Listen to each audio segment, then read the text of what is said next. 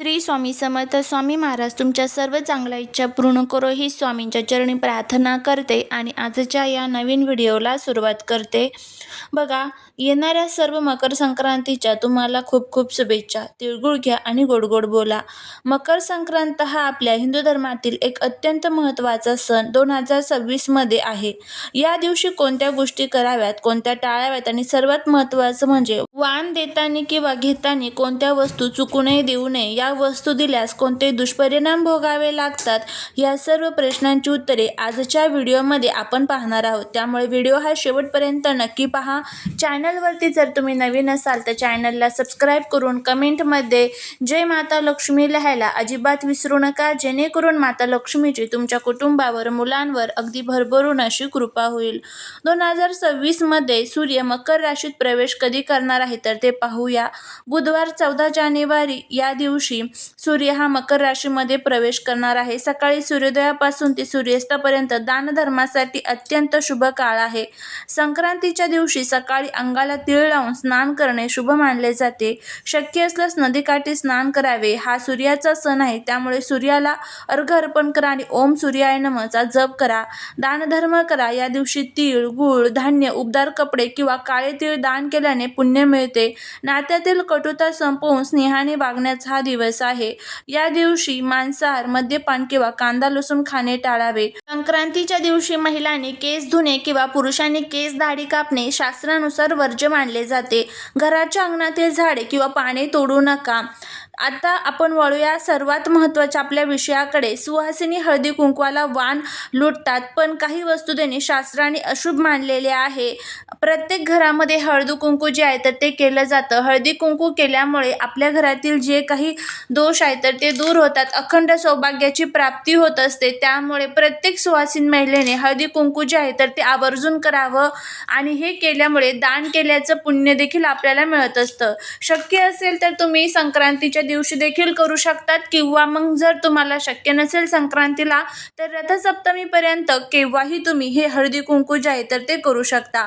आता त्यामध्ये सर्वात पहिली जी वस्तू आहे तर ते आपण बघूया. बघा, आपण काय म्हणतो, मी खूप कष्ट करते, मेहनत करते, पण तरीही त्या कष्टाचं, मेहनतीचं फळ जे आहे तर ते मला मिळत नाही. घरामध्ये आलेला पैसा घरामध्ये टिकत नाही, माता लक्ष्मी साथ देत नाही. अशा ह्या ज्या काही आपल्या अनेक समस्या किंवा आपल्या अनेक ज्या अडचणी असतात ना, तर त्या सर्व अडचणी दूर करण्यासाठीच आपल्याला हा जो साधा सोपा उपाय आहे किंवा या साध्या सोप्या ज्या गोष्टी आहेत तर त्या पाळायच्या असतात. तेव्हाच आपल्या घराची प्रगती जी आहे तर ती होत असते. आणि जर ह्या आपण गोष्टी पाळल्या नाही तर अनेक प्रकारच्या नकारात्मक शक्तींचा आणि नकारात्मक गोष्टींचा जो परिणाम आहे तर तो आपल्याला भोगावा लागत असतो. तर आता सर्वात पहिली जी वस्तू आहे ते म्हणजे कात्री, सुरी किंवा टोकदार वस्तू. वाण म्हणून कधीही कात्री, सुरी, सुया किंवा कोणतीही धारदार वस्तू देऊ नका. यामुळे नात्यात दुरावा येतो आणि घरात कटकटी वाढत असतात. जुन्या किंवा वापरलेले वस्तू ही 2 नंबरच्या आहे. घरात पडलेल्या जुन्या वस्तू किंवा स्वतः वापरलेल्या वस्तू कधीही दान करू नका. यामुळे तुमच्यातील सकारात्मक ऊर्जा कमी होते. त्यानंतर तिसरी वस्तू जी आहे तर ते म्हणजे रुमाल. अनेकांना रुमाल देण्याची सवय असते, पण शास्त्रानुसार रुमाल किंवा फाटलेले कापड दिल्यास आपसातील प्रेम कमी होते आणि वादाचे प्रसंग येतात. नंबर 4 ची जी वस्तू आहे ते म्हणजे काचेच्या फुटलेल्या ज्या वस्तू आहेत तर त्या. काच तुटलेली किंवा तडा गेलेली असेल तर ती चुकूनही देऊ नका. ते दरिद्रीपणाचे लक्षण मानले जाते.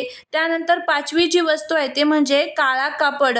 संक्रांतीला काळे कपडे घालण्याची प्रथा असली तरी वाण म्हणून कोणालाही काळे कापड किंवा काळी साडी देऊ नका, हे अशुभ मानले जाते. आणि बघा, शास्त्रात सांगितल्याप्रमाणे जर आपण चुकीच्या वस्तू दान केल्या तर शनी किंवा राहूचे दोष निर्माण होऊ शकतात. घरातून लक्ष्मी निघून जाते आणि आर्थिक चणचण भासते. ज्या व्यक्तीला तुम्ही अशा वस्तू देता त्या व्यक्तीशी तुमचे संबंध कायमचे बिघडू शकतात. घरामध्ये विनाकारण चिडचिड आणि नकारात्मकता वाढत असते. मग बघा, तेल आणि तूप या वस्तू घराची लक्ष्मी आणि समृद्धी मानल्या जातात. तेल हे शनीशी संबंधित आहे. संक्रांतीला तेलाचे दान हे शनी मंदिरात किंवा गरजू लोकांना करणे वेगळे आहे, पण सुवासिनींना किंवा हळदी कुंकवाचे वाण म्हणून तेल किंवा तूप दिल्यास आपल्या घरातील बरकत, लक्ष्मी दुसऱ्याच्या घरी जाते अशी मान्यता आहे. त्यामुळे तेल आणि तूप जे आहे तर ते चुकूनही वाण म्हणून देऊ नका. यामुळे घरात अन्नाची कमतरता भासू शकते किंवा घरातील आर्थिक स्थैर्य डळमळीत होऊ शकते. त्यानंतर पुढची जी वस्तू आहे ते म्हणजे झाडू. झाडू हे महालक्ष्मीचे रूप मानले जाते. झाडू हा घरातील केर कचरा बाहेर काढण्यासाठी असतो. संक्रांतीच्या शुभ दिवशी झाडू दान करणे किंवा वाण म्हणून देणे म्हणजे आपल्या घरातील सौभाग्य आणि संपत्ती दुसऱ्याला देण्यासारखे आहे. असं मानलं जातं की झाडू दान केल्याने घरात दरिद्री येते आणि लक्ष्मी कायमची घर सोडून जाते. चुकूनही कोणाला झाडू भेट देऊ नका, यामुळे कर्जाचा डोंगर जो आहे तर तो वाढू शकतो. यासोबतच अशा काही वस्तू आहेत ज्या आपण रोज वापरतो पण त्या वाण म्हणून देणे खूप घातक ठरते. त्याचबरोबर रिकामी भांडी देतात काही जण. अनेक जण वाण म्हणून स्टीलचे डबे किंवा वाटे देतात, पण लक्षात ठेवा कोणतीही भांडी देताना ती रिकामी देऊ नका. भांड्यात थोडे तीळ, गूळ, साखर किंवा अक्षता टाकून मगच ते वाण म्हणून द्यावे. रिकामी भांडी देणे हे रीतीपणा किंवा अभावाचे लक्षण मानले जाते. मीठ हे महत्त्वाचे असले तरी मकर संक्रांतीला वाण म्हणून मीठ देणे अशुभ मानले जाते. मीठ दिल्याने नात्यात खारटपणा येतो आणि देणाऱ्याच्या घरातील सकारात्मक ऊर्जा कमी होऊन वादविवाद वाढवण्याची शक्यता असते. कधी-कधी आपण उपयोगाची वस्तू म्हणून काही देण्याचा प्रयत्न करतो, पण औषध किंवा आजारपणाच्या संबंधित कोणतीही वस्तू वाण देऊ नका. यामुळे घेणाऱ्याच्या आयुष्यात आजारपण येण्याची भीती असते आणि देणाऱ्याच्या घरातून आरोग्य कमी होते अशी धारणा आहे.